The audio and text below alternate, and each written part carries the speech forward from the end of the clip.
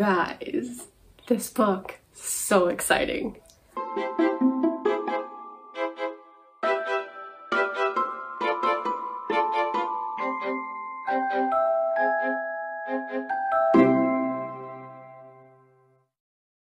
So hello and welcome back. This week I am partnering with Inkberry Books again to bring you a review of The Other Room by Kim Treatman. You guys, this book, it's so good. I read it so quickly. Well, that's not entirely true. I actually started reading it and then I got interrupted. But like, it's so interesting that I had to completely start it over. So this is a book about husband and wife, Claudia and Joseph. Claudia is a book editor and Joseph is a surgeon. And they are simultaneously brought together by and also torn apart by the death of their daughter approximately 3 years previously. And it haunts them and they cope in very different ways. So Claudia goes to therapy and she kind of develops a crush a little bit on her therapist, which is kind of interesting.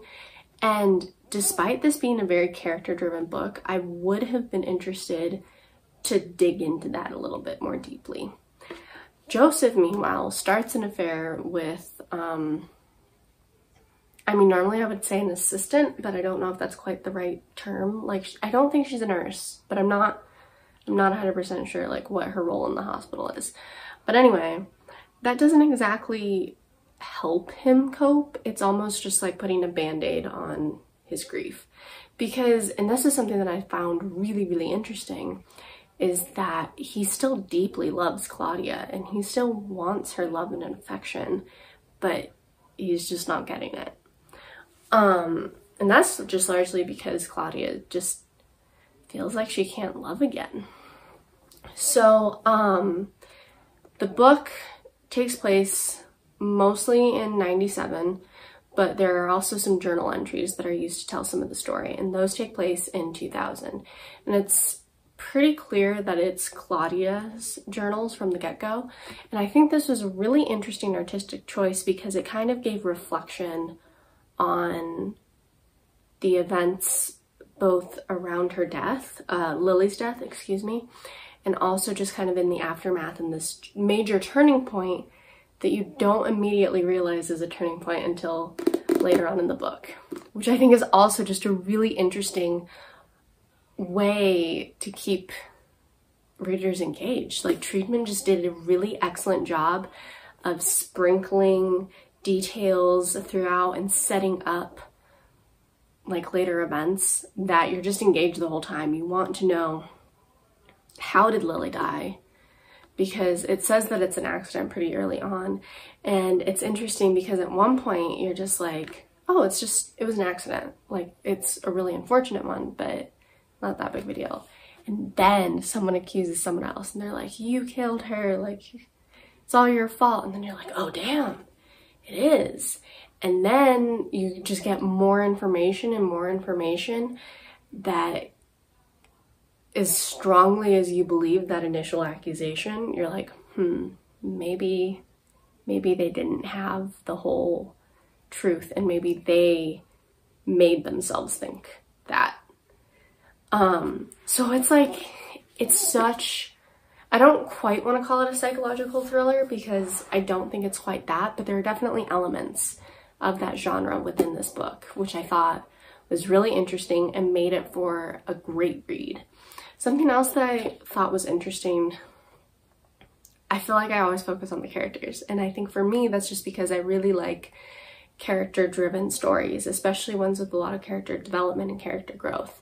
Now, with Claudia and Joseph, it's not so much that like they have this big arc of like going through the stages of grief and then they find acceptance and like they get back together or something, or like they decide to move on amicably. It's not like that. You just see, it's kind of like with Volta a bit ago, where you're like peeling off layer after layer and you're getting a deeper understanding of the characters. That's how it is in The Other Room as well. And some of that is through Claudia's therapy, but a lot of it is just as a reader. going through the story with her. Like, there's development and context and such deep description of the characters and then how they relate to each other, that's what makes it really interesting. Like, I loved seeing the tension between Claudia and Joseph because it was just so engaging. You wanted to know why Claudia so badly despises Joseph's touch and attempts at rekindling what they once had. Because I feel like a lot of times in stories where there's like death of a child, they're just like, no, I hate you, that's it. But like here, Joseph's really trying, and then he's just at a loss. And then you also see the relationship between Claudia and her twin sister, Yvonne. And I thought that was just really interesting because it takes sibling rivalry, but in a different direction. Because I feel like normally sibling rivalry is really portrayed as just like two people competing against like the same thing. And to some degree there is a little bit of a semblance of that because they're both kind of competing for their dad's attention, but it's different because one thinks that the other one has their life together when like they kind of don't, and then one accuses the other of making it all about them, and the other one thinks that everything is focused on the other twin. And so just to see how these two sisters, it's kind of like that classic thing where it's like you see the issues in others that you see in yourself. Like that's kind of the vibe that I got between these two siblings. So I love the characters. They were very well thought out. I love the plot. It was just so fascinating and heartbreaking to watch these characters process their grief around the death of a child, even though it's 3 years later. Because like, I mean, that pain never really goes away, but there's this one point where Yvonne is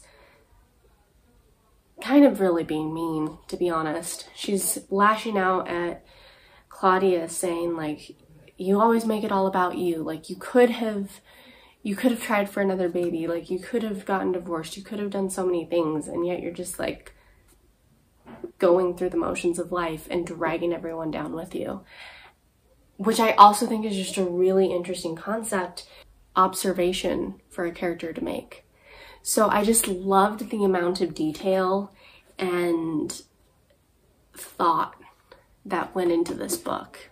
And I think that's why you should read it. There are elements of infidelity, as I kind of alluded to. There are some scenes with some swearing, death of a child. So if those things are particularly triggering, you may not love this book, but I don't think that, I mean, the scenes where either you see or hear about the affairs, it's not like it's graphic by any means. I think in terms of the language, it's probably like, I don't know, a mature TV show. And I mean, even though death of a child is pretty central to the story, you don't know enough about it. You just slowly uncover things. And so even though it's heartbreaking, it's not like in Doctor Sleep where you see the kid die. So it's not as traumatic as it could be. But even so, just be aware that if those things are sensitive to you, that you might have a little bit of a tough time. If you like pseudo-psychological thrillers, if you like character-driven stories, if you like mysteries, I think you're gonna really like this book, and I definitely recommend. So that's all I have for The Other Room. Happy reading, and thanks.